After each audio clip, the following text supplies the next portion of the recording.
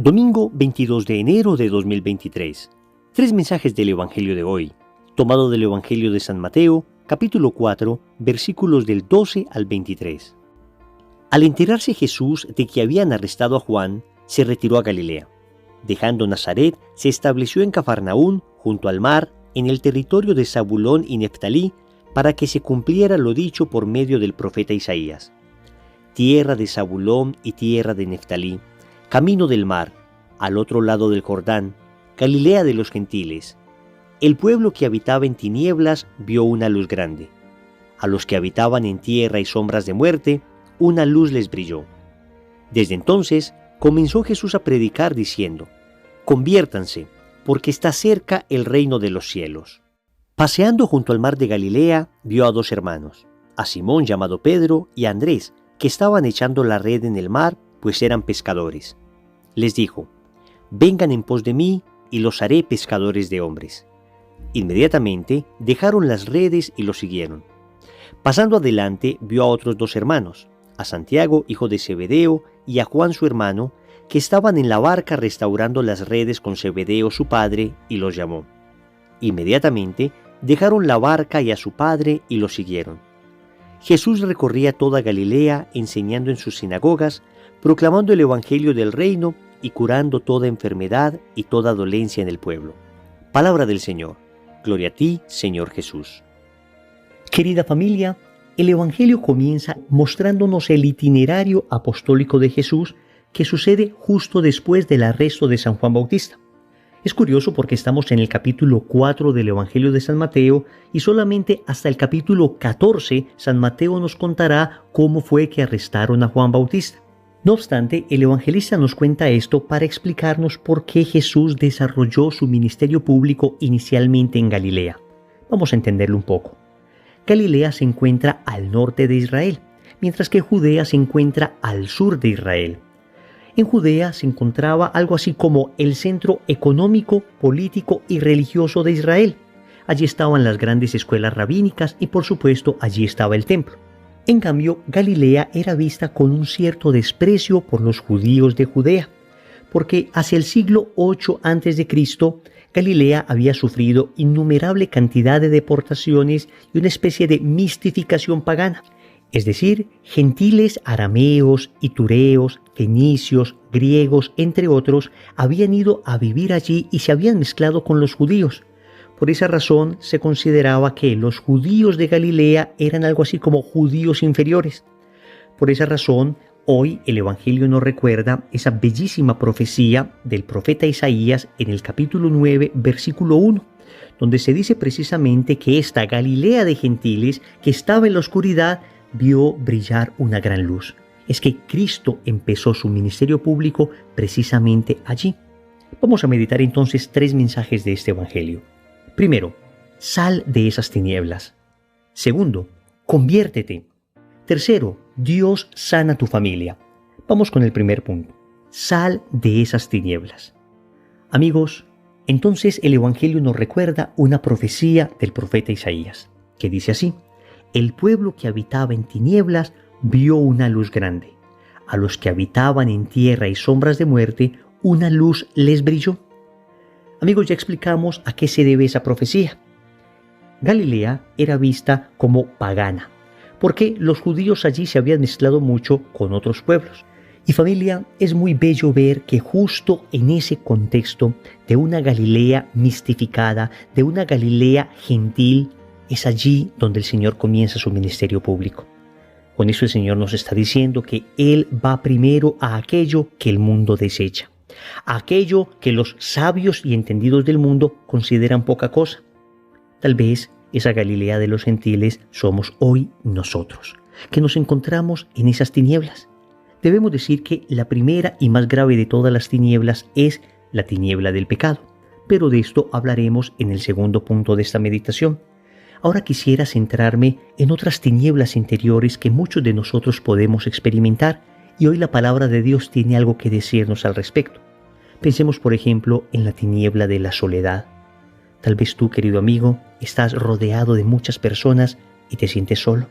Tal vez tú, querida amiga, tienes cientos de seguidores en redes sociales y sin embargo no tienes un solo amigo verdadero. Es increíble que en medio de la hiperconexión en que vivimos, frecuentemente experimentemos esa soledad. Y es que esto es así porque, como decían algunos grandes filósofos, el corazón tiene un vacío que solo Dios puede llenar, solo la presencia de Dios puede llenar esas soledades profundas, esas soledades que no pueden llenar ni las fiestas, ni los amigos, ni los posts en redes sociales. Por eso el Señor lo dijo en el Evangelio de San Mateo, capítulo 28, versículo 20. Yo les aseguro que estaré con ustedes siempre, hasta el fin del mundo.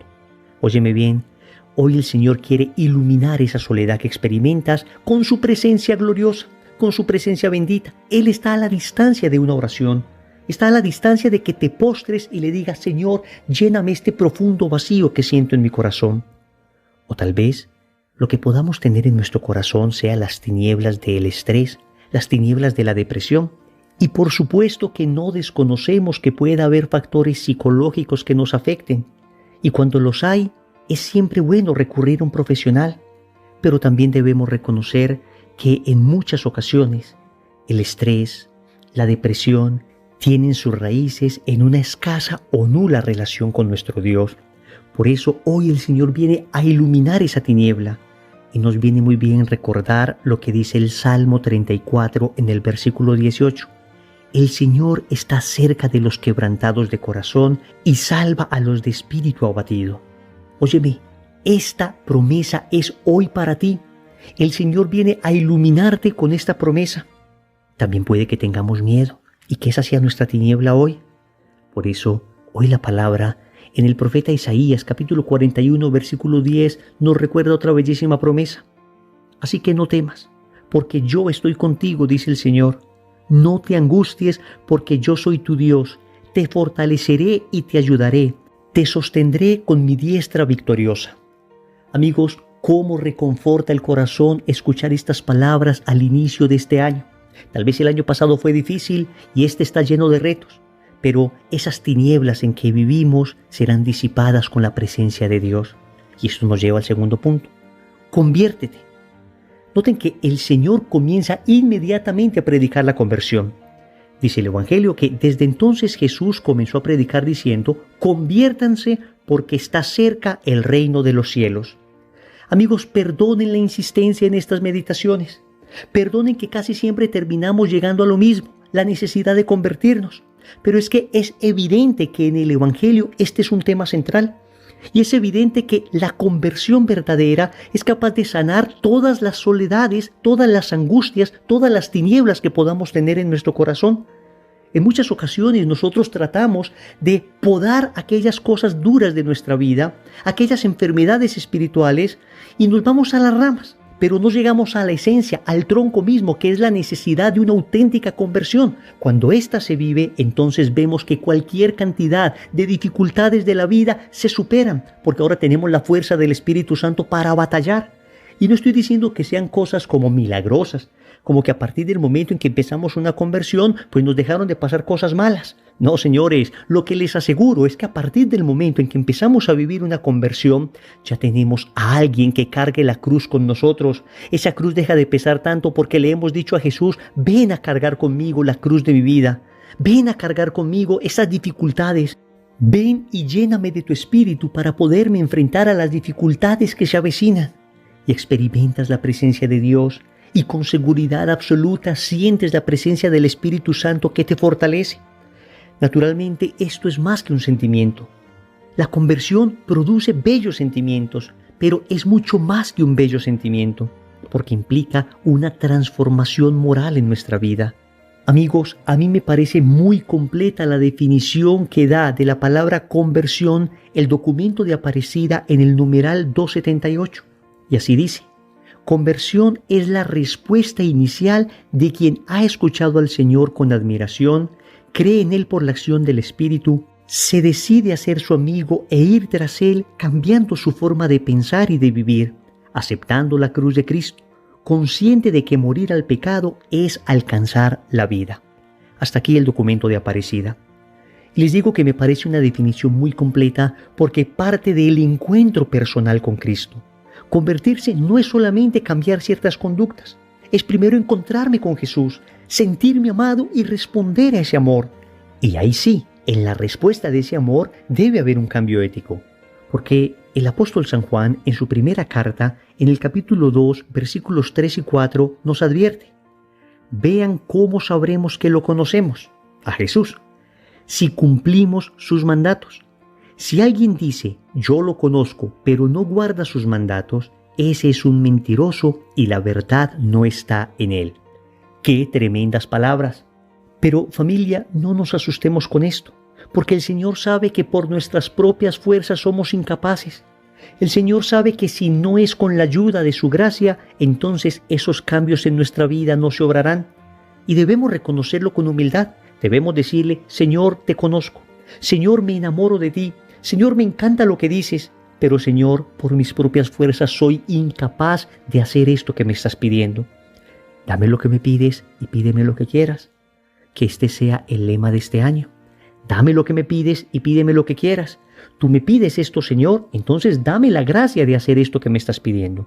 Me pides más pureza, me pides mayor generosidad, me pides dejar este vocabulario sucio que manejo, me pides dejar la mentira. Señor, voy a hacer mi esfuerzo, pero tú concédeme la gracia, que mi débil esfuerzo, unido a tu gracia, será capaz de lograr aquello que me estás proponiendo.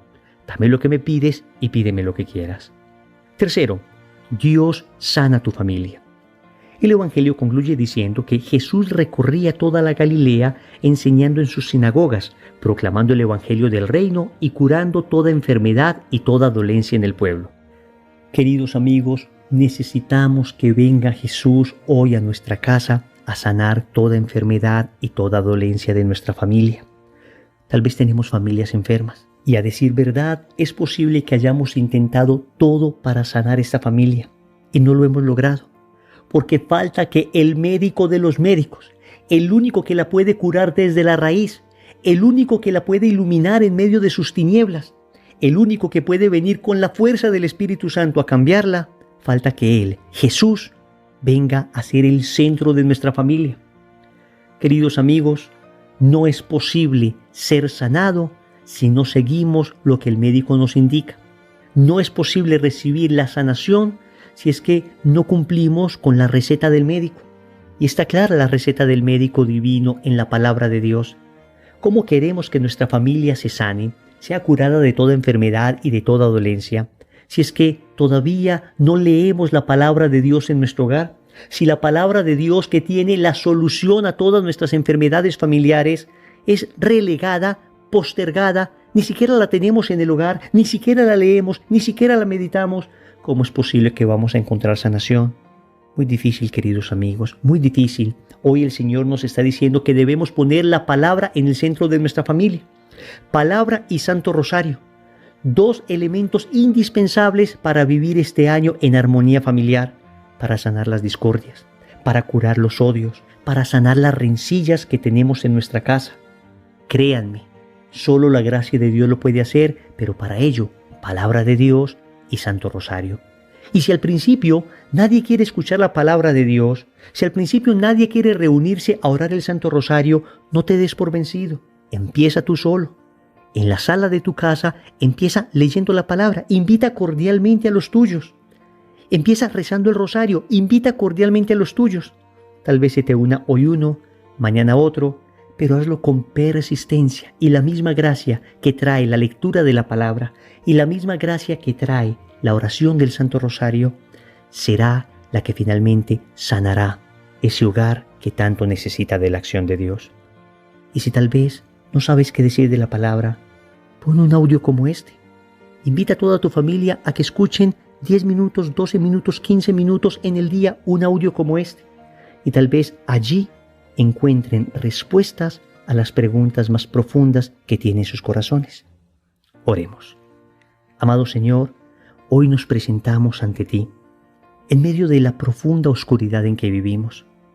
Queremos suplicar que ilumines esas oscuridades de nuestra alma, esas oscuridades de nuestra vida, esos miedos, esas angustias, ese estrés que mantenemos. Solo en ti encontramos las respuestas a las preguntas más íntimas de nuestro corazón. y sabemos que para ello necesitamos empezar un proceso de conversión. Solos no somos capaces, pero con tu ayuda, Señor, con tu fuerza, todo lo podemos. Ya lo decía el apóstol San Pablo, todo lo puedo en aquel que me fortalece. Todo lo puedo en ti, en quien recibo gracia y fortaleza. Finalmente te quiero suplicar, Señor, que sanes mi familia. Sé que tienes poder para hacerlo. Yo hoy, postrado ante ti, te suplico esa gracia. Al iniciar este año, empieza a sanar los corazones de cada miembro de mi familia. Señor, dame lo que me pides y pídeme lo que quieras. Amén. Recordemos entonces, primero, sal de esas tinieblas. Segundo, conviértete. Tercero, Dios sana tu familia. Compromiso. Yo les invito para que a lo largo del día repitamos esta frase. Jesús, Hijo de Dios, sana mi familia. En el nombre del Padre, y del Hijo, y del Espíritu Santo. Amén.